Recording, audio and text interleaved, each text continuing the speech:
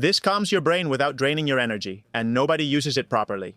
Do you rely on caffeine, struggle to quiet your mind when tired, and feel overstimulated or restless? You may have been feeling this way for a while, but you don't need more speed. You need calmness with alertness, focus, and concentration, but not agitation. If you observe, concentration feels calm, not startled. This isn't easy to achieve nowadays. Do you know that? But there is a molecule turned into a supplement present in green tea, especially in matcha, and if used correctly, it can be very useful for achieving this. It's called L-Theanine. We'll cover it in 3 steps: what it is, its effects on your brain, and how it works with another molecule you already use. Third, how to use it alone to improve anxiety, stress, and sleep.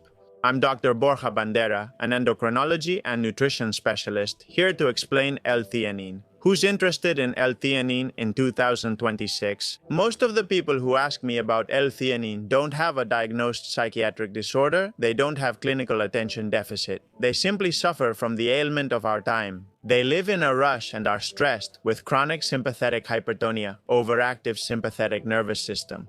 They constantly live in anticipation, urgency, and multitasking, which the brain isn't built to handle for 16 hours daily. Here's a very common message, Borja. I'm very tired, but I can't stop. When this happens, don't focus on supplements. Focus on making real changes to your usually lacking routine. Most people just take caffeine, then more if it doesn't work. And if I still feel nothing, even more caffeine? Today, I'm introducing you to caffeine's calm sister. L-theanine is a non-protein amino acid. It doesn't form part of proteins found in green tea that does something very unusual. A supplement can increase alpha waves in the brain, especially in people with anxiety. What are these alpha waves? Look, your brain's electrical activity isn't always the same. You have beta waves associated with alertness, stress, or problem-solving states, which is where you spend most of your waking hours. You have theta waves, with a T, which correspond to light sleep or deep meditation. They're not as common. You have delta waves, which are associated with deep sleep and coveted restoration. And then we have alpha waves, today's main topic. Alpha waves are electromagnetic oscillations that occur in a frequency range of 8 to 12 Hz. They were discovered by the German neurologist and psychiatrist Hans Berger, the inventor of the electroencephalogram. And did you know he invented it while trying to scientifically prove telepathy? Yes, the young man became obsessed with scientifically proving its existence. Although he couldn't, he did show the nature of the brain's electrical activity. Going back to alpha waves, what's interesting about this brain activity is that somehow they suppress irrelevant information. When the brain operates in alpha, it stops obsessively processing external stimuli and allows for focused work. In fact, flow states and peak creativity are associated with sustained alpha activity. That's when your brain blocks out everything but your current activity for this exact reason. Unlike valerian, passion flower, or drugs like benzodiazepines, L-theanine, it doesn't hit the brakes in your brain. Rather, what it does is reduce the background noise, giving you a very satisfying state of lucid calm. It boosts gamma-aminobutyric acid activity, increases basal dopamine in some brain regions, and lowers excitotoxic glutamate. That's why after drinking tea, many of you feel calmer, more relaxed. And now comes what they don't tell you on TikTok. What is the right way to combine it with caffeine to get the best of both worlds? The best way to boost caffeine's effects isn't by continually increasing the dose, as most people do. This will lead to more tolerance, less effectiveness, more nervousness, higher blood pressure, headaches, rapid heartbeat, tremors, and irritability. Most people think that more caffeine means more concentration, but nothing could be further from the truth. In fact, the opposite is usually true. A better option is to combine it with L-theanine and lower your caffeine intake. What L-theanine dose should I use? Look for a 1-to-1 ratio, meaning 100 mg of caffeine to 100 mg of L-theanine. For people with higher baseline anxiety seeking more calm, I prefer an even higher L-theanine ratio, such as 2 or 3-to-1. The more sensitive or dependent you are on caffeine, the more critical the amino acid becomes, while the methylxanthine becomes less important. Remember that a standard pre-workout already contains 50 to 200 milligrams of caffeine. If you already use running gel and have 1 or 2 coffees a day, it's easy to exceed 400 milligrams. In fact, that's how I went for many years until I discovered that there were alternatives that were much more effective and, above all, healthier. This ingredient combination has improved attention and quick information processing, similar to tasks we encounter at work. If needed, use a higher ratio. Just add L-Theanine, which is inexpensive and easy to find.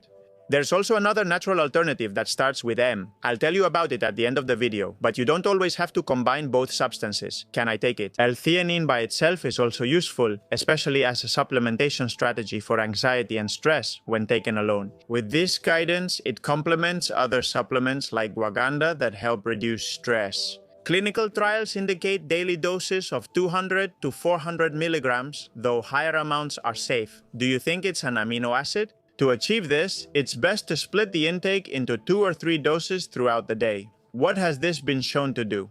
It slightly lowers anxiety, somewhat improves sleep onset and quality, and boosts mood. Obviously, the magnitude of the effect is rather small, moderate in clinical studies, and it doesn't replace the necessary change in habits. Borja, but I've taken it, and it doesn't do anything for me. Well, look, then most likely you're in one of these situations. First, you might be taking a subtherapeutic dose of 25 to 50 milligrams. Sometimes these doses are added to pharmacy study supplements. Second, you might be using synthetic theanine, which contains both D-theanine and L-theanine. Only L-theanine is biologically active. D-theanine is not. Third, you may be addressing a bigger issue, like going to bed at 2 a.m. daily and only sleeping 5 hours. L-theanine won't solve this. Or fourth, you consume more caffeine than L-theanine, and therefore excitement and energy prevail over calmness and focus. But Borja, I love coffee and want to keep drinking it, but it gives me anxiety. What should I do? Add L-theanine to reach a 1-to-1 ratio. If anxiety remains, increase to a 2-to-1 ratio of L-theanine. And Borja, if I want to use it to sleep better, look, it will help you sleep a little better. In this sense, it has only been shown to slightly reduce sleep latency, meaning it helps you fall asleep a little earlier. If that's your goal, and it's totally valid, take it 60 to 90 minutes before going to bed. While I think there are better alternatives. But you told me it's present in green tea? How much green tea should I drink if I just want to get a useful dose from green tea? Very good question.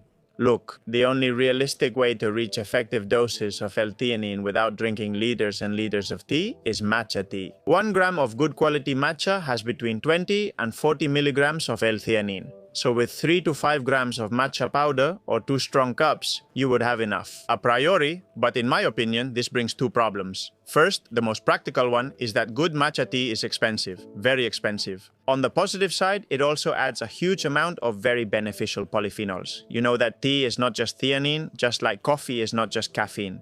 And the second problem with matcha is that you don't eliminate the caffeine. In those 3 to 5 grams of matcha, you'll get anywhere from 20 to 150 milligrams of caffeine. It will be less noticeable than with coffee, but if you're very sensitive, the stimulant is still there. And we said that for most people, you should either maintain or reduce caffeine. What about green tea as an infusion? Infusing and discarding tea leaves wastes much L-theanine. A typical green teacup has 5 to 8 milligrams of L-theanine. No one wants to drink 12 to 20 cups of tea daily. To get an effective dose, you'd constantly use the bathroom and consume a lot of caffeine.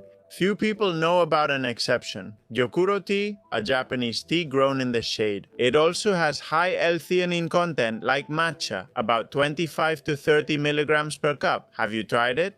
Let me know in the comments. Now you know how L-theanine can help you reduce the toll we pay for being a hyper-caffeinated society. What other molecule would you like us to analyze? I'll read your comments. Big hug, thanks for subscribing and being here. See you next video. Let's keep empowering.